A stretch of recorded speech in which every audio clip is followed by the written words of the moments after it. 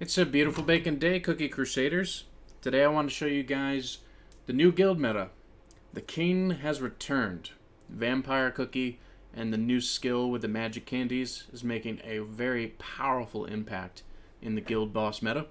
So if I can make any specific recommendation, if you want guild battles to do well, get Vampire Cookie running, whether it be the level or the magic candies, specifically the magic candy. Because if you look here with the details on the magic candy itself, obviously level 30 is the max, but at level 17 you get the extra damage of 45%, the vampiric bites, the bleeding, and in addition, when you get to level 10, you get the revival with a 10% HP and cooldown reset, which that cooldown reset I have confirmed works exactly like the feather and is invulnerable for 1 second. At level 20, you get the revive with 15% more HP, and level 30 at 20%. So really getting to level 10 is the main importance because you get that revive, and then when you have that revive, you can get that poison to keep going as long as possible from either Affogato or Shroom, whichever cookie you have specifically leveled up, but both do really good. The main reason I'm taking Affogato cookie here is because not only is the bleeding intensified from Vampire, but it raises everything just a little bit higher.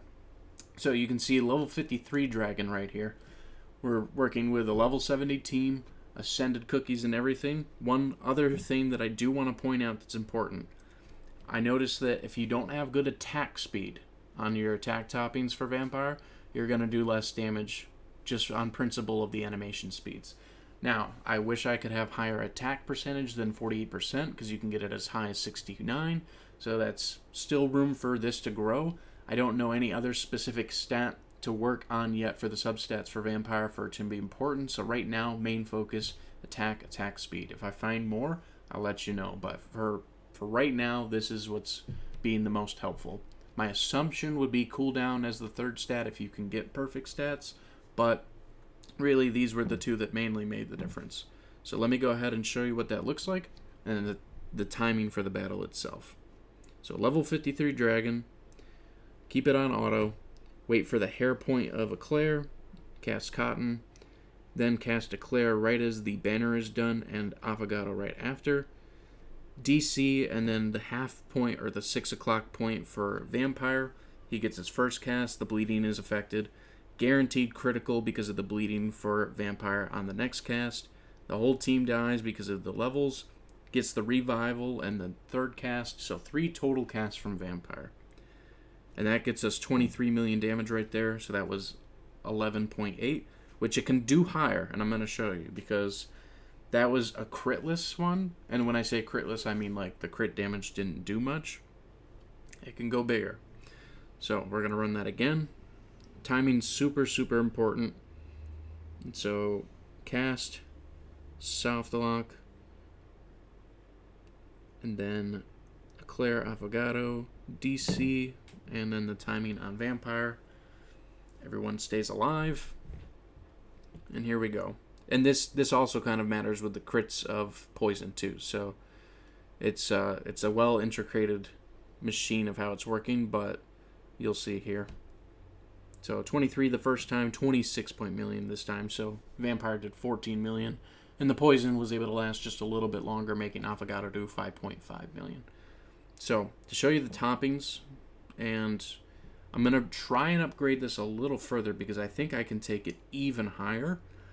But the toppings currently using critical toppings on DC, trying to get as much damage potential out as possible with as high as crit as possible.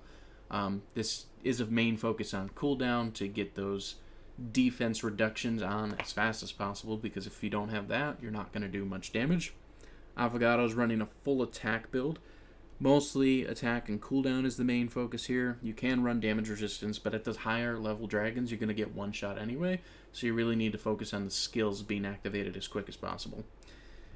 Eclair, just because those early crits can kill Eclair, that's why we have high damage resistance on Eclair, but it would be better if we could get cooldown and attack speed as well, because then we would be able to be pulling the fast animations, we'd be able to pull off the skills and the shields as fast as quick and as possible. And if you can land it properly, which I can't do with my current timing and setup, but if you can land it properly and get the shields from Eclair taking out the minions, then you may, just may, be able to get a 4th cast out of Vampire, and then at that point you should do well over 30 million damage when you get to this high level. Cotton running fast healing with the cooldown and the fast casting for the sheeps. Anything I would upgrade here if I could would be attack power, so that way the attack and critical has high chances to deal more damage, thus more damage from Cotton. And once again, Vampire, focus on attack and attack speed for right now at the very least. I hope this is helpful for you guys. The King is back, and it's only going to get bigger and stronger. He's only at 1 level ascended. At 5 level, he's going to do even more damage. At better candy topping, he's going to go even higher. I could see teams in these high levels doing it at the minimum of 30 million damage, maybe even to 40 million at the high points.